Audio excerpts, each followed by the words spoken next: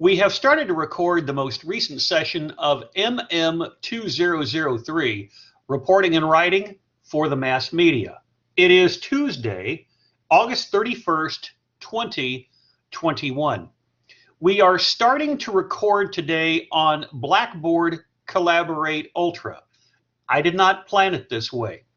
You may be aware that the purple icon at the syllabus in the student preview mode is what you enter for a live class session. And usually there are a lot of people here. But when I went to that link on Thursday, nothing happened. And I thought, well, maybe it's an anomaly on my computer. Let me check under Tools for Blackboard Collaborate, look to see whether or not the other two videos recorded for the fall 2021 semester could be played. Nothing happened. As you'll recall, I sent out a tweet with an error message. I have now been informed as of earlier today that the older version of Blackboard, which is called Blackboard Collaborate, where we use the purple icons, is being phased out by Blackboard. Why are they doing it right at the beginning of the semester? I don't know. I also checked because I have more than 425, give or take, recorded class sessions from my basic speech course, advanced public speaking course, mass communication, and mass media courses dating back to the end of March 2020 when we had to go online for the coronavirus pandemic. So I have a lot of material online. None of the videos in the archives were playing as well. I was just getting the rotating circle and eventually an error. I was told by the director of online learning that Blackboard Collaborate is being phased out and it's going to go exclusively with Blackboard Collaborate Ultra.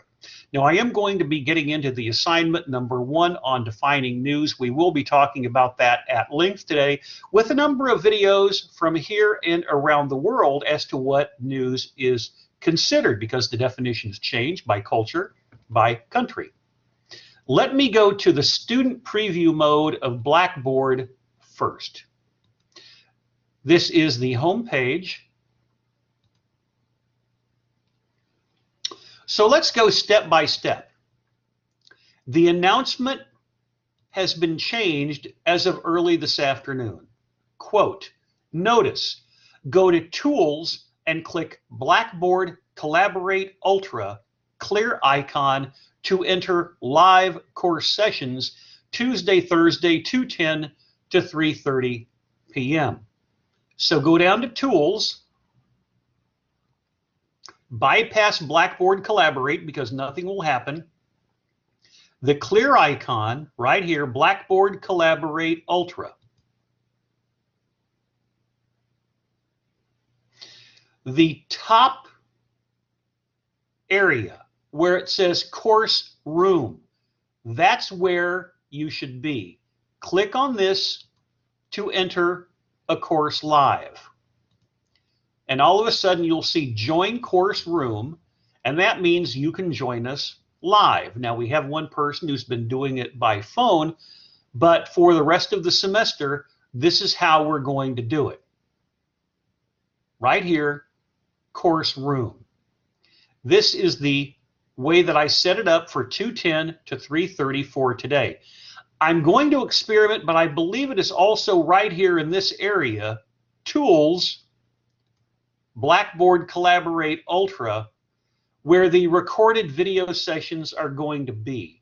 I'm guessing it's going to be in here somewhere. I don't know if you're going to have to filter them. I just don't know because it's set up a little bit differently.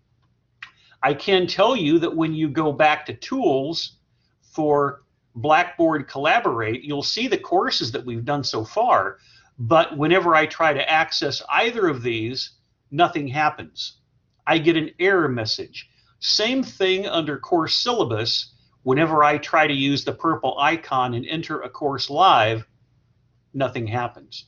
So let's go through a reminder right here as to what our assignments consist of.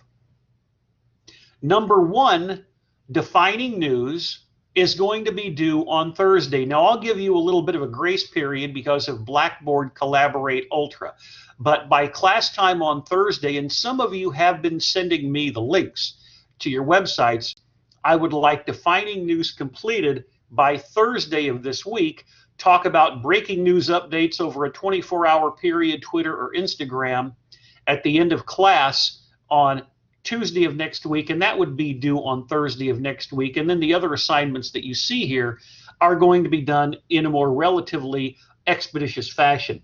And I am noticing with the attendees, I've got one more person joining us live, and that's why it's really important that you go back in the student preview mode to the announcements section right here. Always double check that, because I try to be as clear and as thorough as possible because of the change.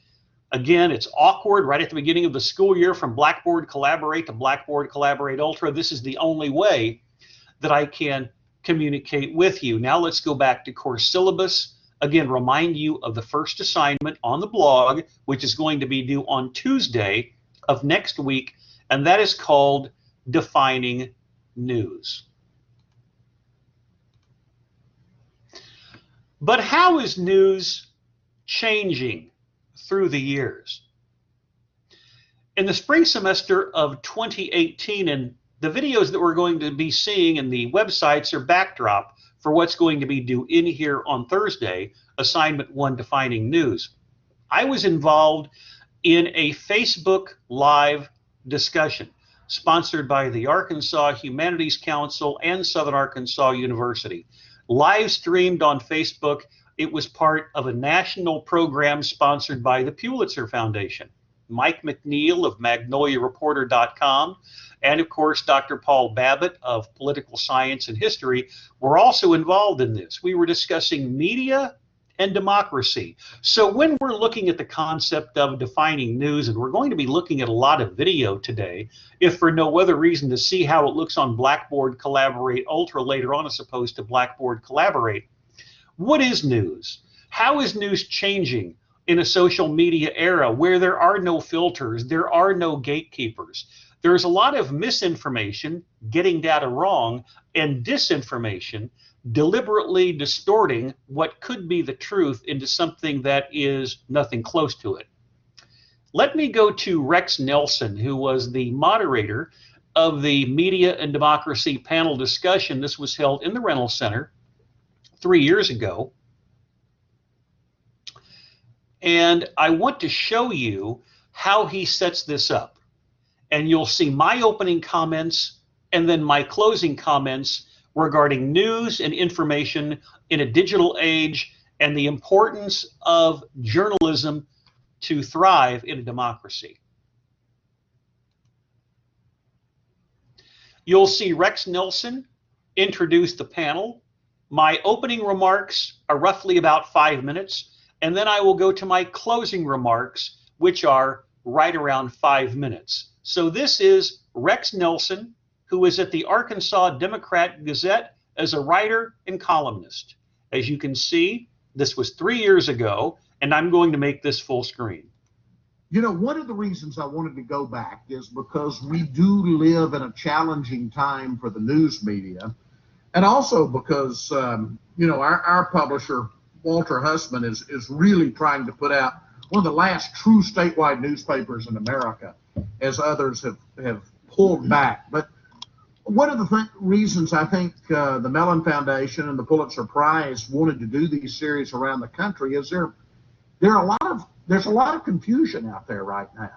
I mean, we hear the terms news, fake news. What is real news? What is fake news?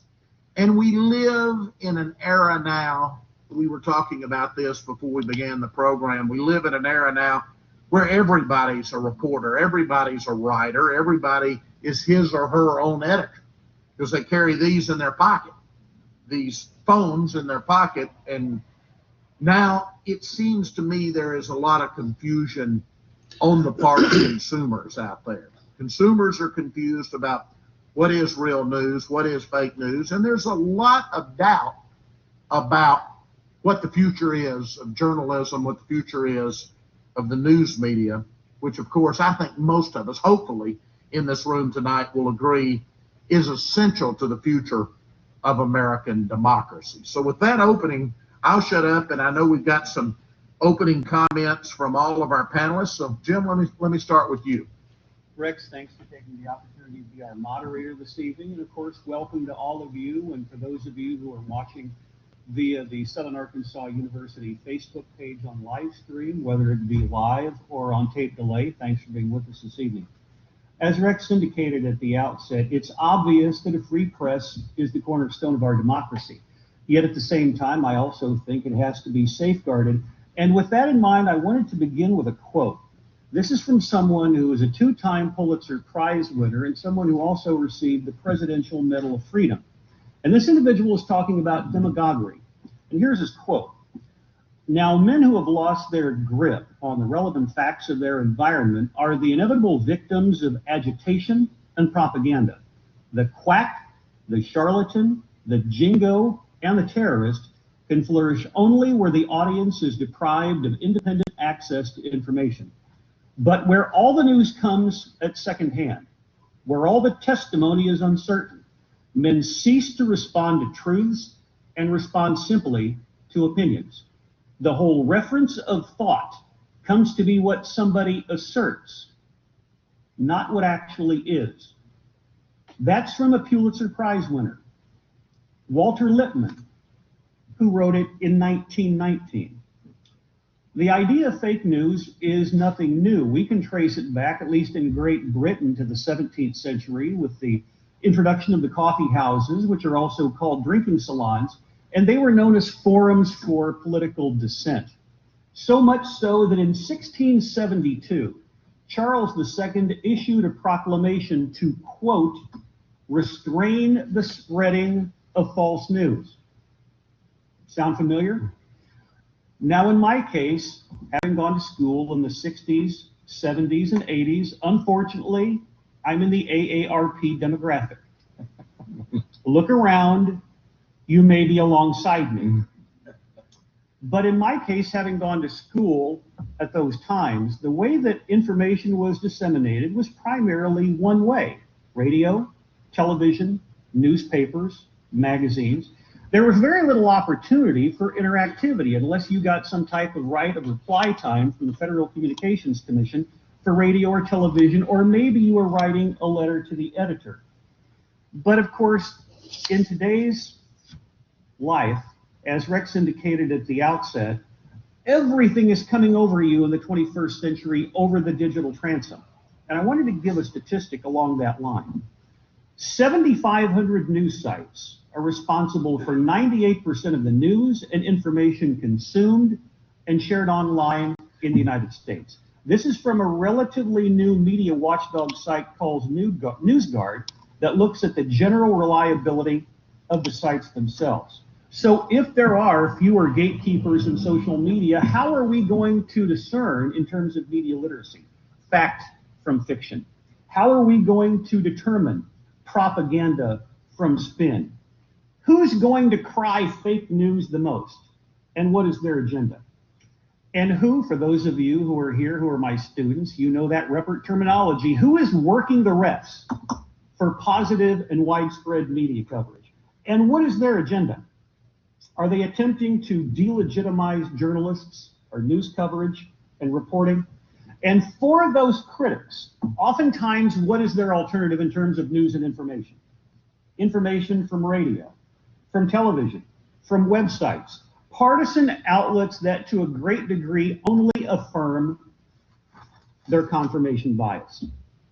And that leads us, of course, to media literacy, and I'm sure we'll be talking about that, among other things, this evening, because that's going to assist in determining what legitimate journalism is. So we can determine what is legitimate and what is not, from trolls, from bots, certainly the Russian propaganda bots, and otherwise, the naysayers, the deniers, the conspiracy theorists that propagate a false narrative and an alternative reality.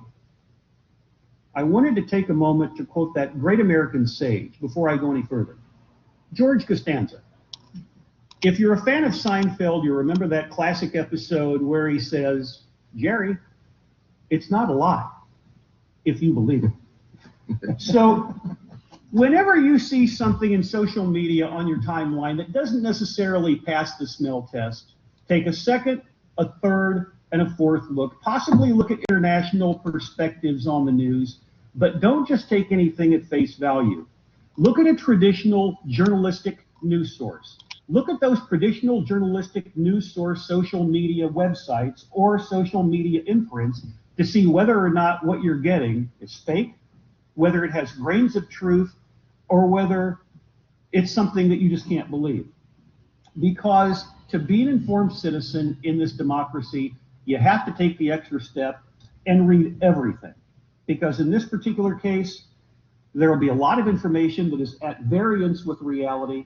Take nothing for granted, because I think if you are an informed citizen, that can only make the democracy that much stronger. Now, those were my opening remarks. I'm going to go to near the end because what I am going to be talking about here encapsulates this, but it also ties back into the overall concept. What is news? How do you define news? How is that going to be coming up? And here we're getting to the end of the remarks from Dr. Babbitt, and then I make my closing remarks. So let me get to roughly about 101:35. That's close enough. On the state of journalism, the state of the news, how it affects our politics in America. So here we sit in April of 2018. Where are we, and where do we go from here? I'll entertain some closing comments. Jim, I'll start with you.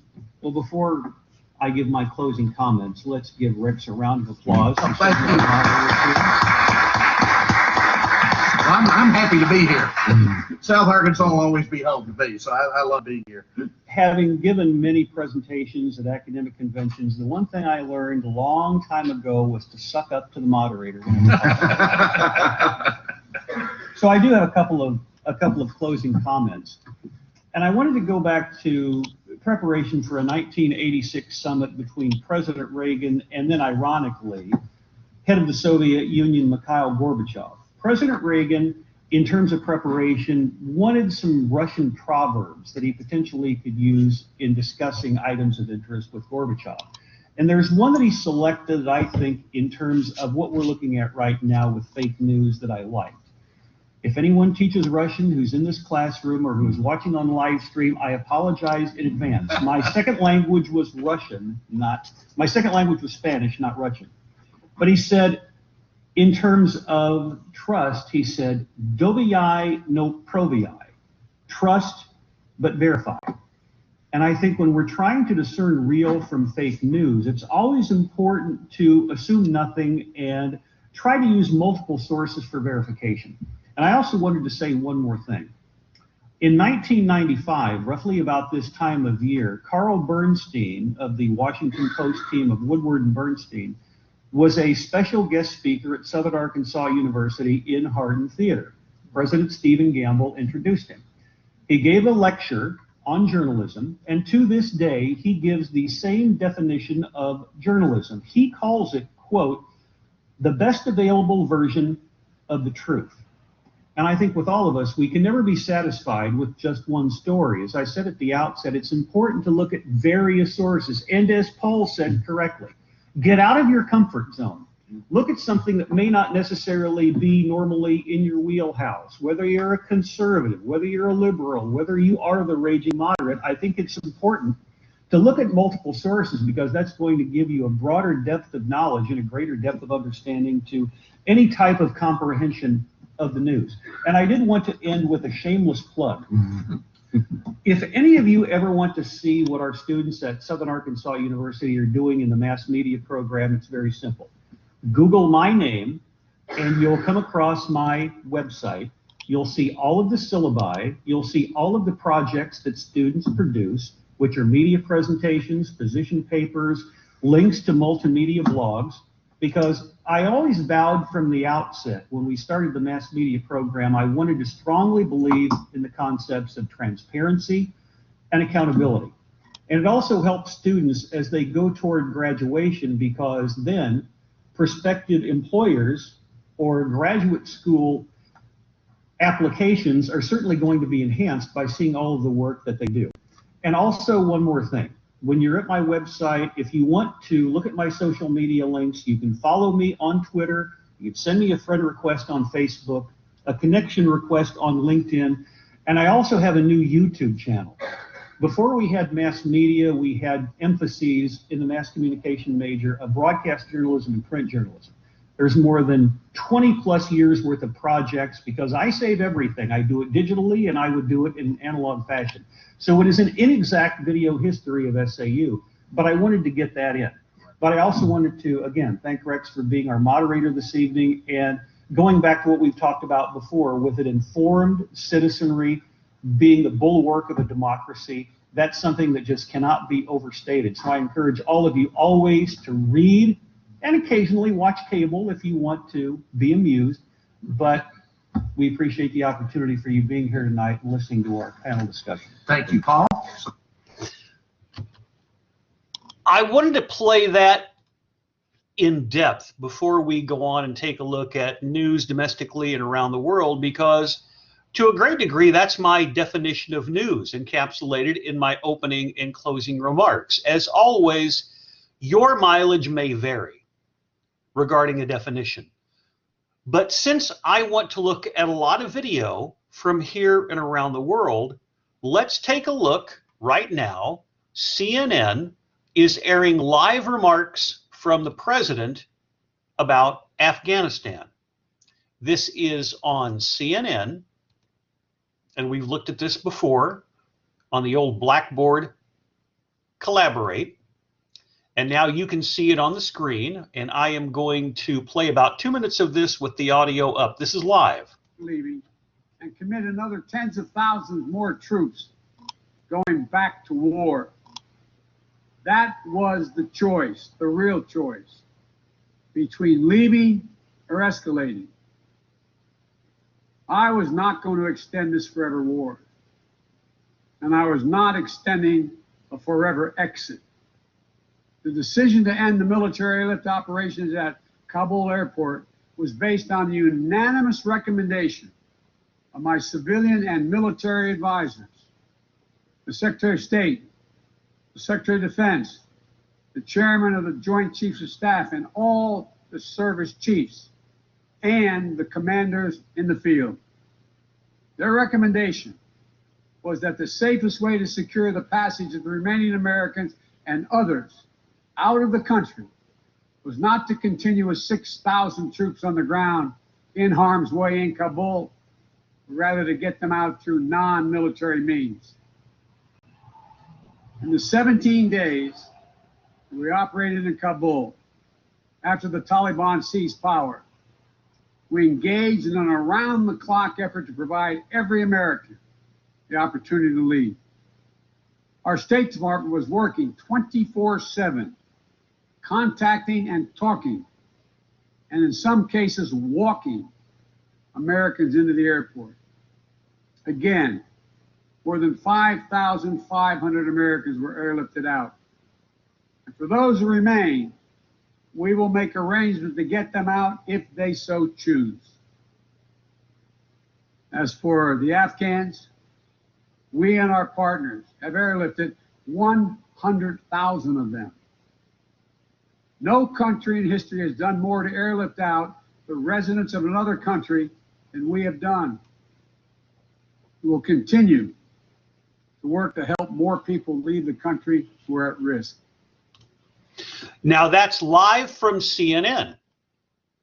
But what we can also do in terms of news and information is to go around the world, because what we would think of as defining news right now, we can look from two perspectives. What I talked about 3 years ago with the Media and Democracy Facebook live streaming, what the president is talking about right now from an American perspective on Americans and the end of 20 years of military involvement in Afghanistan.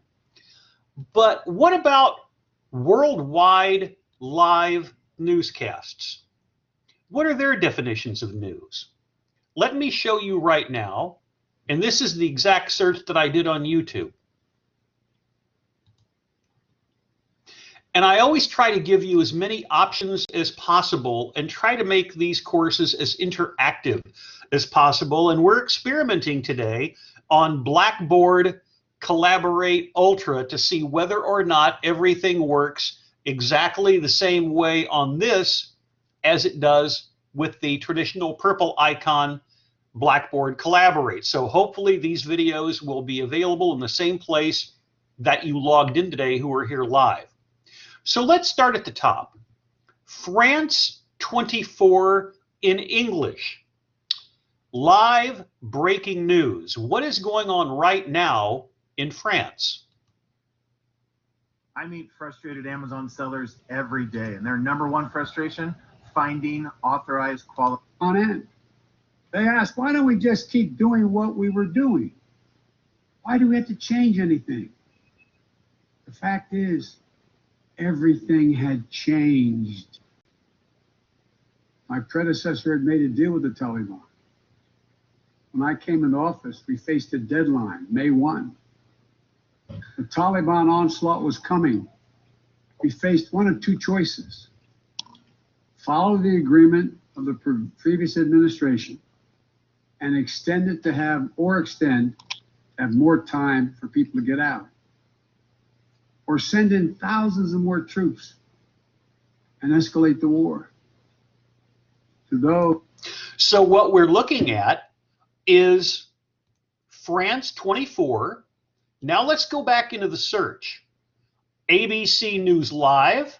Let's take a look. I'm guessing this will also be the Biden speech. We're just going to dip in for a minute from a variety of sources. So on top was France, and this story is gaining traction internationally right now. This is ABC News Live, and this is the same. And by the way, notice that on the right-hand side, you've got NBC News Now, you've got The World is One News, we've got Al Jazeera Arabic Live. So for the record, let's make the screen full and dip in for a little of ABC. Laden and Al-Qaeda on September 11th, 2001.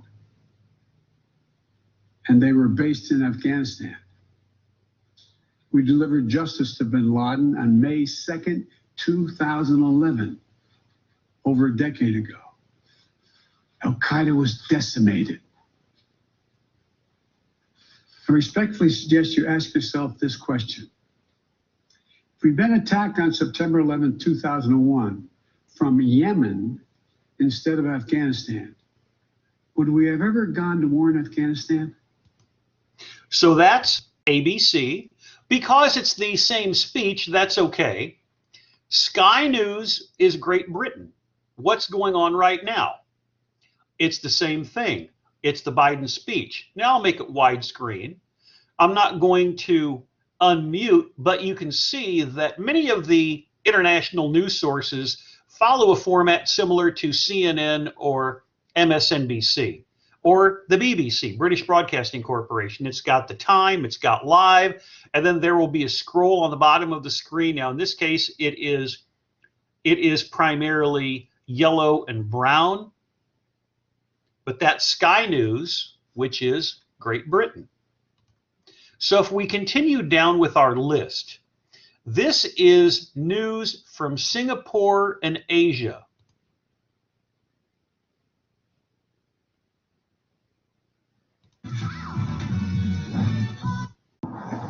That's my daily routine. I look like a robot. No need schedule. Assisting the couple is their son, but this is just an interim measure until he finds a job elsewhere. My son want to take over. I think it's a dying trade soon. So maybe it depends on how many years they will still work. Maybe a few years, and then who knows? For other hawkers with torchbearers, the next generation seems to be doing some pretty odd things. 俾你睇影嘅相，蝦醬雞飯、牛肉飯都可能要叫多少少牛肉。如果我哋買呢個啦，我會同你講啦，依家暫時未賣住先。呢個蝦醬雞飯咯，俾你睇下，靚咪？講靚啊！ 6 months after the military coup, Myanmar remains in turmoil. And the pandemic is now ravaging the whole country almost unchecked, leaving the healthcare system on the brink of collapse. State functions are breaking down. That's very clear. Can Myanmar be saved? Myanmar in crisis. Inside, Thursday on CNA. When I see things happening in Singapore, I think back to the pledge that I feel like, why is it happening?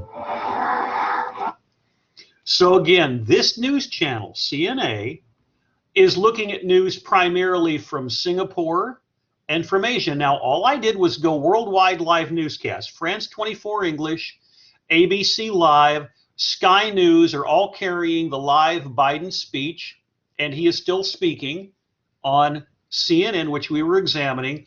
And then you've got Bloomberg, Global Financial News, ABC News Channel, NDTV 24. Now, this is primarily news out of India. What does India consider news? How are they defining it? In the same way that we saw from Singapore and Asia. Social activist Anna Hazare says he'll also join protests if the state government doesn't allow opening of temples in 2 weeks. का उघडत नाही हा खरा प्रश्न आहे. तुम्ही जर मोठं आंदोलन केलं मंदिर उघडायचं तर मी तुमच्या बरोबर आहे. तुम्ही फक्त मोठे हजारो लोकांनी रस्त्यावर उतरा. But it was the Raj Thackeray-led Maharashtra Navnirman Sena that openly flouted norms in several places in Mumbai and Thane by organizing Dahiandis. The police detained MNS leader Balanand Gaukar as he was also organizing one in the Kalachowki area. The centre, in a letter to the state, has asked Maharashtra to enforce curbs, specifically for Dahiyandi and Ganpati festival in the festive season. Most housing societies and traditional Dahiyandi organizers have kept it quiet this time around, owing to restrictions. But the noisy politics around Dahiyandi refuses to subside. In Mumbai with camera person Ashok Mahadik, Saurabh Gupta, NDTV. Time for a short break. On the other side, 7 people are killed as an Audi crashes into an electric pole in Bengaluru. We'll get you that story on the other side.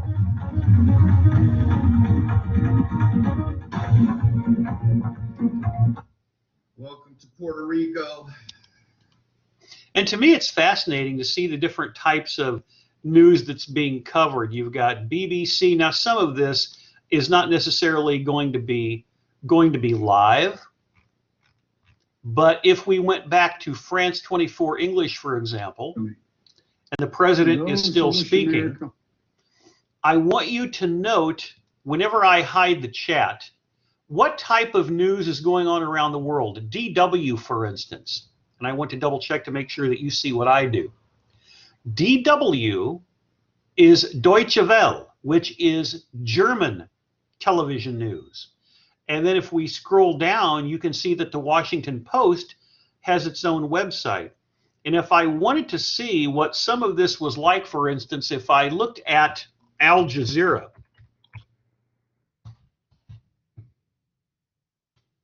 if I wanted to see Al Jazeera live, there's Al Jazeera English live. If I wanted to see Al Jazeera possibly in Arabic, there would be a link here too. But let's go Al Jazeera English live. This would be Arabic news. And as you can see, the president, because he is speaking live, is getting coverage from all around the world. So something like that would not necessarily be unusual. But if I looked, for instance, from live TV news, Africa, you've got Africa News Live. You've got all different kinds of materials that would show up in the news feed. This is called Africa News Live. And let's just take this. Whose son is accused of receiving $33 million from an international shipbuilding group to convince his father, who was the then president at the time, to approve corrupt maritime projects. Egypt's football's head coach, Hossam El Badri, says all hands are on deck to ensure that forward Mo Salah joins his team for the World Cup qualifier against Gabon. El Badri's comments come as Premier League clubs unanimously decided not to release internationals. The head of football is trying. And by the way, notice that whether it be in the United States or whether it be in other countries around the world, India, Africa, on the continent, that usually there is going to be some type of a ticker on the bottom. And it looks like the ticker on the bottom there for African news, it looks like that is in French, coming from someone who took, as you well know, from watching my participation on the video 3 years ago for Media and Democracy. I said my second language was Spanish, but you get the idea from all of these videos that we have been watching that the definition of news really does change. And I especially today, because now obviously we're probably going to have to be on Blackboard Collaborate Ultra to play a lot of these videos and see what they look like and see what they sound like, because now we're going to transition back to 5 different websites and what students in those classes, how they defined news. And once we do that, I will go back not only to the syllabus, but also examine some of the upcoming assignments and the dates. So it's going to be somewhat of a flexible deadline. There are 17 people in this class, and I want to make sure that all of you know where to access data, how to make sure that you can go to Blackboard, check on the assignments, and most importantly, how you can develop your own websites via Google Blogger. And those of you who can be here live, I'll probably ask you during class to talk about your blogs, and in between, I'll probably fill the time with more information pertaining to assignments and different projects. But what I want to do is to go in reverse chronological order. This is a website from fall 2020. Assignment 1, defining news. Many of you know Katie Ledbetter from International Mass Media and Principles of Public Relations, Monday, Wednesdays, and Fridays. And she is from St. Louis. She is here on a cheerleading scholarship. This is what she had for her first assignment last year on defining news. So let's take a look at some of her lead sentences and paragraphs. Quote, "News today is so abundant that it can be picked up both intentionally or unintentionally. The use of social media spreads news far and wide, almost instantaneously." Then we keep going. She describes news. And by the way, notice that she's got this set up with 1, 2, 3, 4 different graphics. So that interactivity, to a certain degree, I think helps your overall credibility in putting together a multimedia news blog. Here's her next lead sentence to a paragraph. Quote, "Nowadays, news just doesn't seem to be reported in a newspaper or news periodical or on a newscast. Newspapers seem to be prehistoric." And this is where you always need to remember that news and information is always changing. Let me show you something that you probably remember from Introduction to Mass Communication, how she says news is prehistoric. News can sometimes be dated. Now, I want you to think about this. If you rely on a newspaper, a hard copy of a newspaper, let's say from a metropolitan area such as Houston, that paper is going to go to bed possibly at 11 o'clock or midnight, so it can be printed, and then the hard copies of the newspapers go on trucks, and they're going to be distributed all around the Houston metropolitan area, and some of them might eventually wind up, like the Arkansas Democrat-Gazette, in someone's mailbox. So for instance, I can go down the street from where I live and see yellow mailboxes specifically for hard copies of the Arkansas Democrat-Gazette, which they really don't do anymore, but the mailboxes are still there. So let's say someone does not have a digital subscription to a newspaper and they rely on the hard copy. So they go down, they get up at 6:30 in the morning and the newspaper is there, but by the time the newspaper went to bed until the time that they get the hard copy of the newspaper, a lot has changed. That's why having a digital copy of a newspaper comes in handy. But let me show you something from my Twitter account, and then we'll come back to Katie.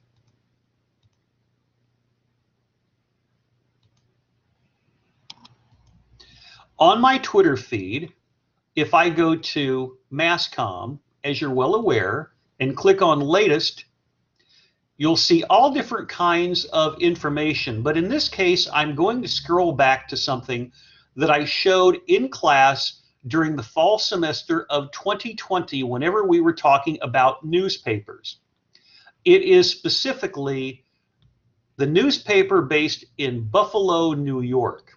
And it is a black and white film. This here it is, produced in the late 1950s, what it was like to report, publish, and distribute a newspaper. Now remember Katie's quote. She says, newspapers seem to be prehistoric. So that's part of her definition of what news is. Here's the film. And I'll play about the first 30 seconds and then go into the production of the newspaper itself. Very brief, and then we'll get back to Katie.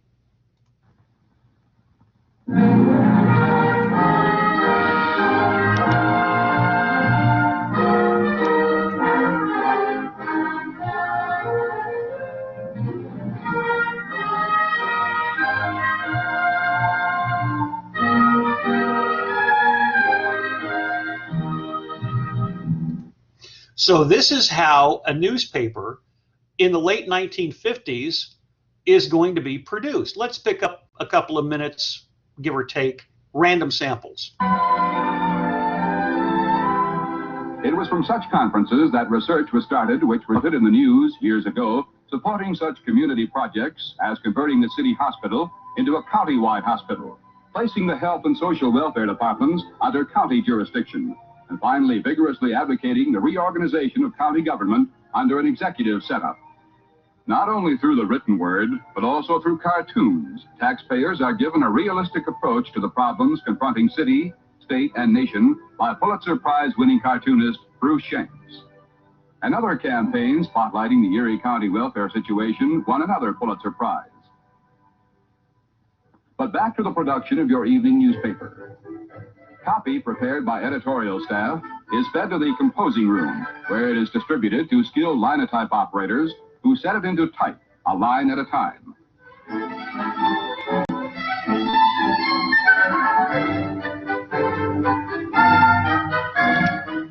The type goes to an assembly bank, where several operators may be setting parts of the same story. Here the type is assembled. Then proofs are pulled so that proofreaders may research for errors, and then the makeup men put the type in place on the page. Now remember Katie's quote. Newspapers seem prehistoric. When you guys look at this, think about how much legwork and how much hard work goes into putting this newspaper together in terms of setting the type, getting your hands dirty with all of the ink, and then running hundreds of thousands of copies of that newspaper that are going to be distributed by young men and women and throwing them on your front porch or somewhere in your house. And then when we continue on, look at how the newspapers are being distributed. Look at all that paper. That's all one roll of paper. And by the time people got that in the late 1950s or early 60s, that was up-to-date technology. But you look at this and think, where's my iPhone? And then we continue to move on, and that's how the newspapers were distributed. Let's pick up a little bit of audio. This is the only time the papers are handled until they reach the delivery trucks. Deft hands make up bundles. They pass through this machine, which binds each stack with wire, and then it is pushed down one of the 4 spiral chutes to the truck loading platform. Even the loading process is automatic. Controlling the flow of bundles to the truck, this man, by the flip of a switch, can designate the route that bundles take as they come from the chute. So that is how your grandparents would see newspapers. But now let's go back to last year, how Katie is defining news. Let's move on. Now I have 2020, 19, 18, 17, and 16. So we're going to be looking at 5 years worth of projects. And this is what she is saying as we move on. News doesn't have to be sought out anymore. It reaches social media almost instantaneously. Now, what makes something newsworthy, what may be newsworthy to some, may be irrelevant to others.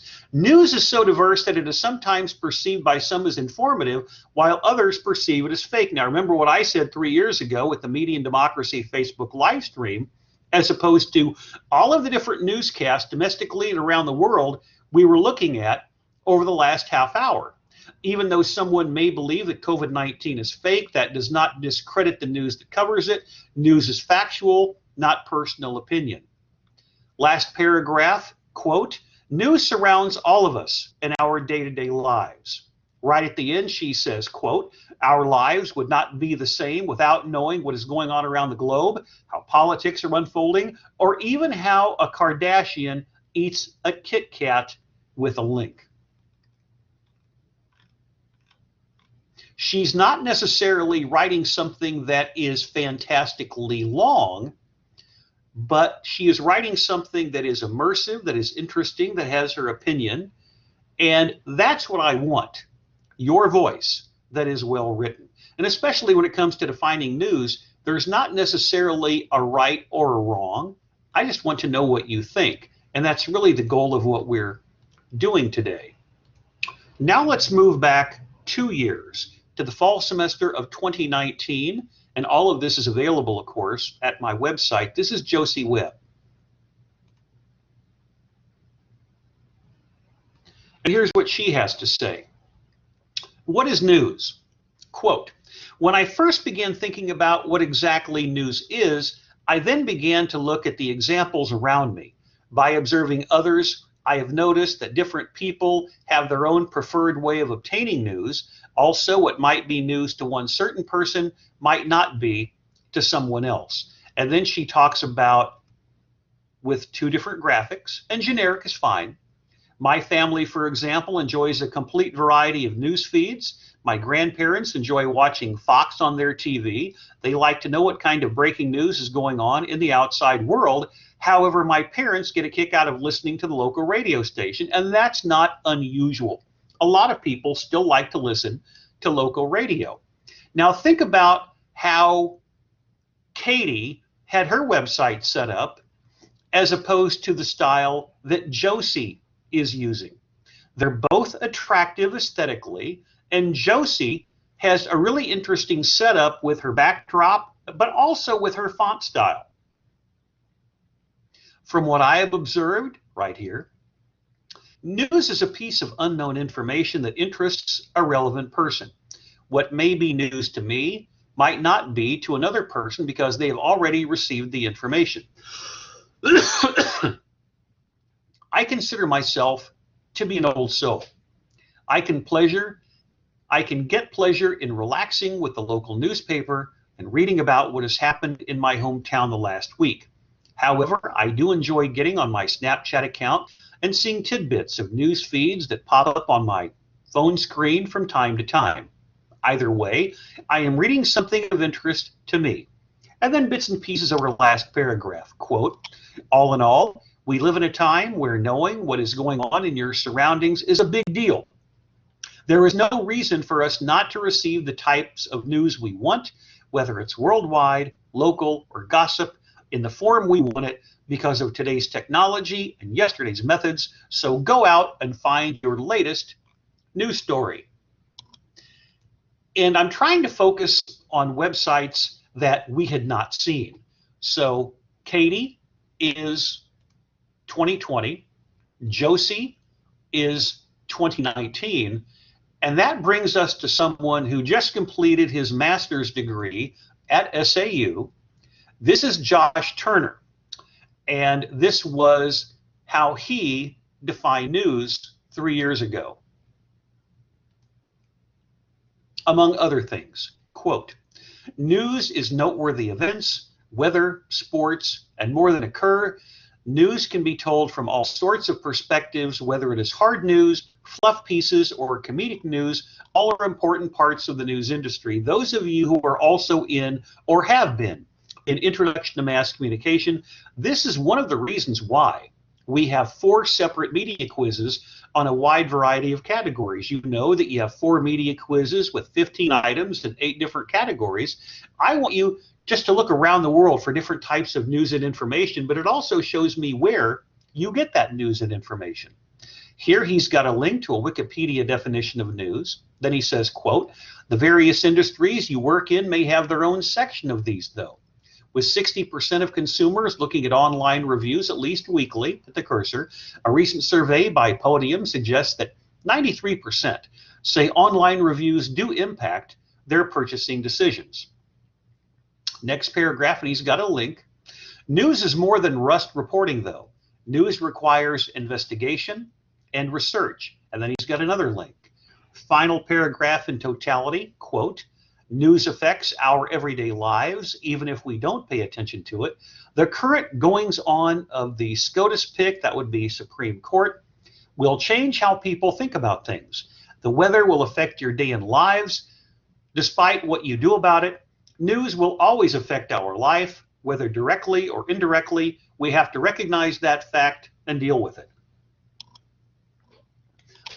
So again, that's 3 years ago from Josh.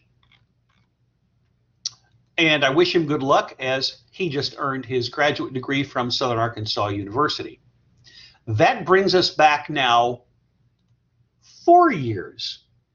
It's interesting to see how, to me, the definitions of news are changing and morphing depending upon social media feeds, depending upon what you think is particularly interesting. So the next one we're going to be looking at is from a 2019 graduate, Justice Seymour, who wrote this in 2017. It also gives you the opportunity to examine how they are putting together their websites. So this is how Justice defines news.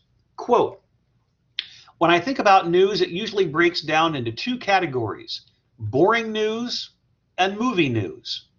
I don't have any qualms about that, however, for I like writing. It's pretty easy for me, and that's true. He's an excellent writer. And I don't mind learning the facts of the world, regardless of its usually depressing nature. And he's got 2 graphics here. And then we continue on. I would like to try to describe what I consider news versus what the media shows us, but that wouldn't be a very forward idea, I guess. Final sentence of the paragraph, quote, it could be about the oldest living person in the world, politics, scary clowns running amok, racism, politics, and my favorite, the beginnings of the end of days. And then he talks about how in September of 2017, I find myself believing that news is made mostly to show us the signs of the end of the world. Don't get me wrong. I do not think that the world is coming to an end, that we should all take cover. But I do think that is what news is trying to sell us every waking moment. And sometimes the graphics that you put up eventually come down, or they don't format a few years later, and that's okay. If you think about it, when television was a thing and people were able to pay attention to the biggest news stories, it usually revolves around war, or racism, or corruption in the world. Final paragraph in totality, quote, I'm not saying we shouldn't hear about these horrible acts. I am saying that the media can sometimes be a little hungry for these stories for all the wrong reasons, and it can sometimes cloud the public's judgment or even distract them from more important issues at hand. We live in the time of the internet and rage culture, and the media should take some accountability for trying to feed off of the rage and fueling the fire.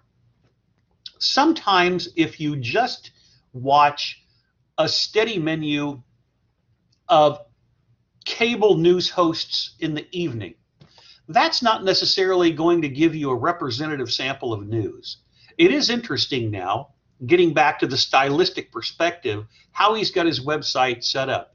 MM2003 space dash space in the name, the date, and then defining news. And on the right-hand side, everything is clearly labeled by project, which leads us to the last link of the day.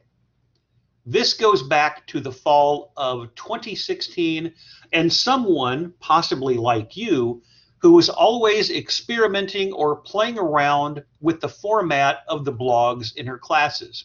This is Anna Kirksey. Certainly money in the bank when it came to a variety of different news writing and reporting assignments. And I've got it queued up to her #1 defining news project. And this is how 5 years ago Anna was defining news. Quote, according to Merriam-Webster, news can be defined as new information or a report about something that has happened recently. This is only the textbook definition of news. Each person perceives the news differently and has their own idea of what constitutes being news. And in this case, she's got one graphic, one screenshot. My definition of news is something that gets the word out about what's going on in today's world that provides the public with new information, and it doesn't always necessarily have to be done traditionally. Next lead paragraph sentence quote, I personally find out most of my news through my social media accounts. And then she talks about what she was using 5 years ago, primarily Facebook and Twitter. Final paragraph in totality, I think, yes. Quote, regarding news, I do consider hard news to probably be the most important, but I also see news as anything that's news to me.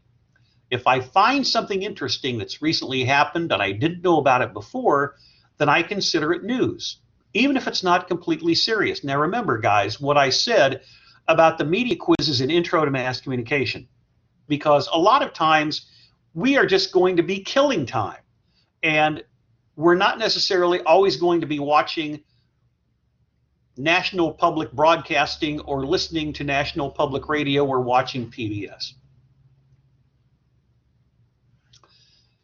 So let's think about that, even if it's not completely serious. And then she wraps it up by saying, when browsing through news stories, I'm also usually interested in anything that affects me as a young adult in today's society. So what we've just looked at are 5 different examples of how students in 2020, during the fall semester, 2019, 2018, 2017, and 2016, how they define news. As I said at the beginning, your mileage may vary. Whenever you are on your phone, or you're on your computer, or you're watching television, or maybe you're holding a newspaper in your hand, what do you consider newsworthy? #1 defining news is not necessarily a project where there is a set answer. My definition is probably going to be a little bit more traditional because, as you noticed from the Media and Democracy Facebook live stream, I grew up in an era where communication was primarily one way: newspapers, radio, television, radio. There wasn't a lot of room there for any type of immediate feedback. Now, if you go to a YouTube channel, you go to a newspaper website, a television website, there oftentimes are going to be places for you to lodge your opinion or some type of a comment, or you could start your own blog. And one of the things that you need to consider as you are putting together your blogs are examining what a lot of people have done in the past. I'm going to show you, and I have to double check to make sure that the link is available here. I want to go to something that I often use in this class, which is Google Drive. And I want to make sure that it's available so you can see it. There we go. This is my Google Drive that you've seen on many occasions in my classes. And just want to show you, and you can do this from the website too, right here. Those are all of the students who were enrolled in fall 2020. All of these links are active. We've looked at some during previous class sessions, but I wanted to showcase some today for Blackboard Collaborate Ultra 2020, 2019, 2018, 2017, 2016. And even though we didn't look, there's 2015. And most of those websites still work. But the nice part about this class is that once you create your website, all I have to do is to click on the link and your material is there. Now, it's going to take a couple of weeks because of the Blackboard Collaborate / Blackboard Collaborate Ultra snafu. It's probably going to take a little bit longer for everyone to find the videos now for Blackboard Collaborate Ultra. I don't even know if we can access the Blackboard Collaborate videos that we've done so far during the semester. I can show you what it looks like on Tools, but if I click on it, nothing is happening. So let me put this back up on the screen and remind you before we conclude the proceedings today about deadlines. Number one, defining news is going to be due on Thursday of this week. And a couple of you sent me emails about deadlines for projects. And the challenges that we've had with just being able to get online in the past week are emblematic of why I never put deadlines on sheets like this, because sometimes they're going to vary. And because it's a requirement for an online class for you to watch me, I expect you to watch all of these videos every last minute of every last class session and find out when the projects are due. And I usually talk about it both at the beginning and the end of class. So for instance, number two, breaking news updates over a 24-hour period, Twitter or Instagram. That's going to be due 1 week from Thursday. And then news leads with story links on Twitter or Instagram would be due the following Tuesday. In other words, 2 weeks from today. And then the assignments are going to pick up as we go on through the semester. So don't worry about getting behind early on. It's just a matter of making sure that I have access to all of your websites, all of your Google Blogger links, and then we can talk about them during class. And even though you're not here live during class and it's not a requirement for you to be here live, we can open up your blogs and talk about different projects. So for the time being, again, number one, defining news will be due at class time on Thursday, 2:10. Number two, breaking news updates over a 24-hour period, Twitter or Instagram, we'll be talking about in depth 1 week from today, and that will be due 1 week from Thursday. News leads with story links, that will be due 2 weeks from today. Everything else will be done in a relatively quick order. And always remember, when it comes to point allocation, I'm not necessarily going to, and also remember, there's a link to the website and a link to my Twitter account, so follow me on Twitter. In the grade center, there really aren't going to be anything listed for anything that you do projects-wise for the semester until we get to the end, because the blog is 200 points, and it's not 20 points per assignment. It's the blog as an entity unto itself. The final project is an entity unto itself, and then class participation, accessing all of the videos, and that gives us 300 points for the semester. I want to go back to Blackboard one more time in the student preview mode and remind all of you how you can access data. This is where we left it previously. Let's go to the announcements area. I always repeat, because I can never assume everyone's watching every last minute, even though I would like them to. This has been updated. Go to Tools and click Blackboard Collaborate Ultra, the clear icon to enter live course sessions. This is the instructor information area. That hasn't changed. The course syllabus area, if I click on this, nothing happens. I'll probably remove this so you don't get confused.